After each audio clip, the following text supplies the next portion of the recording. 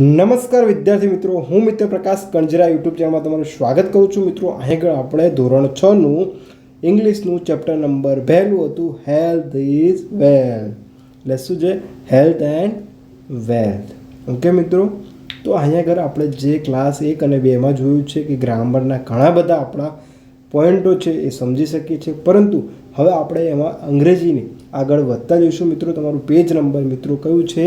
Page number 1 ઉપરની બધી activity કરીશું, સાથે સાથે બધા ગ્રામરના પોઈન્ટ જોઈશું. મિત્રો તો આ વિડીયોને અથવા તો આ ક્લાસને તમે છેલ્લે સુધી જોવાનો પ્રયાસ કરો. આપણે બધું ગુજરાતી, ગણિત, વિજ્ઞાન, સમાજ બધા વિષયો જે પણ છે આપણે અહીં આગળ આ પ્લેટફોર્મ પર શીખીશું. મિત્રો તો ચલો શરૂઆત કરીએ. આપણે અંગ્રેજીમાં ગ્રામર શીખવું ખૂબ જ અનિવાર્ય છે. મિત્રો જો તમે અત્યારે નહીં શીખો તો તમે ધોરણ 10માં પણ શીખવું પડશે, અને ગમે ત્યારે તમારે શીખવું તો પડશે જ. એટલે મારો પ્રયાસ છે મિત્રો કે અત્યારનું ગ્રામર બહુ સહેલું છે, સમજાવવાનો પ્રયાસ કરીએ. તો ચલો શરૂઆત કરીએ મિત્રો. તો સૌથી પહેલાં શરૂઆત કરીએ અહીં આગળથી. ક્યાંથી કરીએ મિત્રો? શરૂઆત એક વર્ડ ઉપાડવાનો છે. Find the rhyming words from the poem. તો જુઓ, હવે આનો મતલબ શું થાય છે એ જુઓ. ફાઇન્ડ એટલે કે શું કરો? શોધવું. આપણે નહીં કીધા find out for your notebook, મતલબ કે તમે તમારી પાઠ્યપુસ્તક શોધો. ધ એટલે કયો? આર્ટિકલ, કોઈ એક જ વસ્તુ માટે વપરાય છે, મતલબ કે કઈ? રેમિંગ વર્ડ એટલે કે એને સમાનાર્થી આપણે કહીએ. શું છે? એને સમાન હોય, એમ કે સમાન એવું આવતું હોય એને આપણે શું સમાનાર્થી તો ના જ કહેવાય, પણ શું કહેવાય? સમાન હોય એવું.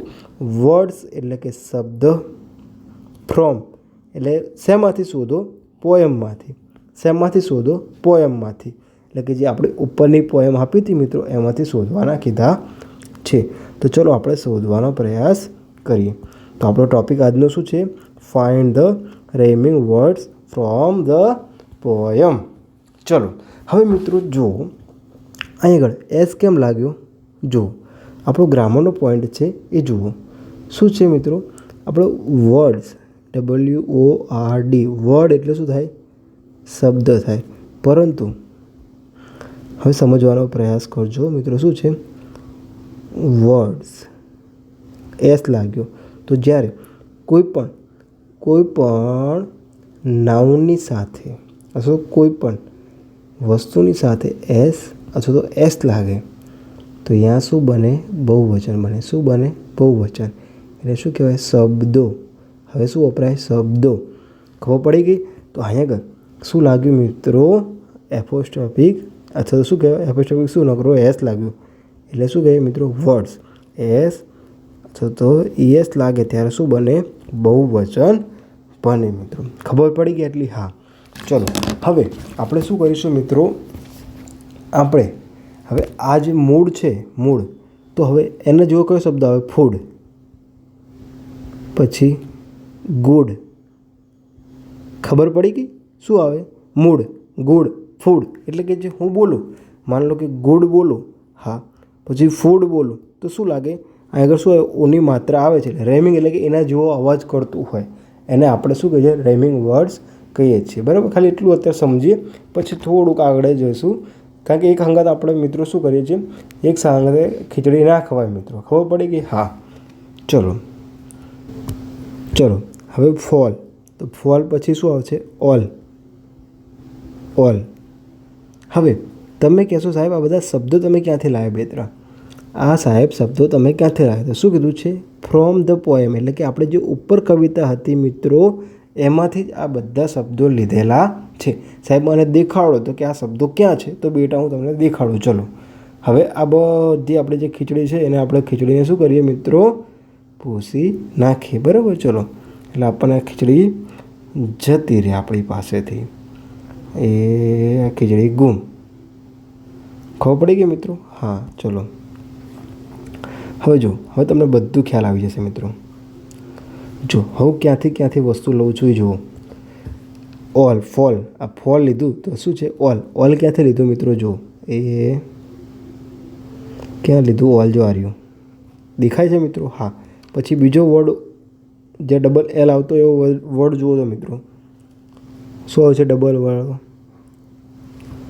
બીજો કયો આવે છે? ડબલ એલ વાળો જો આ રહ્યું ટોલ. ખબર પડી ગઈ? તો શું આવશે? TALL toll. પછી રોંગ, તો શું આવશે? રોંગ. તો સ્ટ્રોંગ. કયો વર્ડ આવશે મિત્રો? સ્ટ્રોંગ ક્યાં છે જુઓ તો? Healthy food, healthy food, healthy food, energy food, become make weak, weak weak weak weak, junk junk junk જંગ. આ રહ્યું જો સ્ટ્રોંગ. તો મિત્રો અહીં રોંગ, તો સ્ટ્રોંગ, STRONG. પછી બીજો કયો વર્ડ છે? Long, LONG. બરાબર. પછી ટીક, ટીક તો સિક, SICK. જો આ રહ્યું મિત્રો સિક. ખબર પડી કે? હા. ક્વિક, આ રહ્યું જો ક્વિક, ક્વિક. બરાબર. આ પહેલો વર્ડ, આ બીજો વર્ડ. તો મિત્રો આ રહ્યું આગળ લખી નાખો. બરાબર. ટોલ તો અહીંયા ટોલ લખી, લોંગ તો અહીંયા લોંગ, ક્વિક તો ક્વિક. ખબર પડી કે આપણી એક્સરસાઇઝ શું છે મિત્રો? તો બસ આપણે ક્લાસ નંબર 2માં માત્ર ને માત્ર શું કરીએ? આપણે આ એક્સરસાઇઝ જોઈ. હવે જે ક્લાસ નંબર 3 આવશે મિત્રો, એ ક્લાસ નંબર 3માં આપણે શું કરીશું? જે આ સ્ટોરી છે મિત્રો, આ સ્ટોરીને આપણે શું કરીશું? આખે આખી શોધવાનો પ્રયાસ કરીશું અને ગ્રામરના પોઈન્ટ જોવાના પ્રયાસ કરીશું. કયા કયા ગ્રામરના પોઈન્ટો આવે છે મિત્રો? ખબર પડી ગઈ છે? આપણે થોડું શીખવાનું છે. અંગ્રેજી આપણે શું કરવાનું છે? શાંતિથી સમજવાનો પ્રયાસ કરવાનું છે. ખબર પડી ગઈ મિત્રો? તો તમને આ ક્લાસ ગમ્યો હોય તો લાઈક કરજો, શેર કરજો, સબસ્ક્રાઈબ કરજો, જેથી કરીને તમે દરરોજ નવા ક્લાસ મળી રહે મિત્રો. જય હિન્દ, જય ભારત.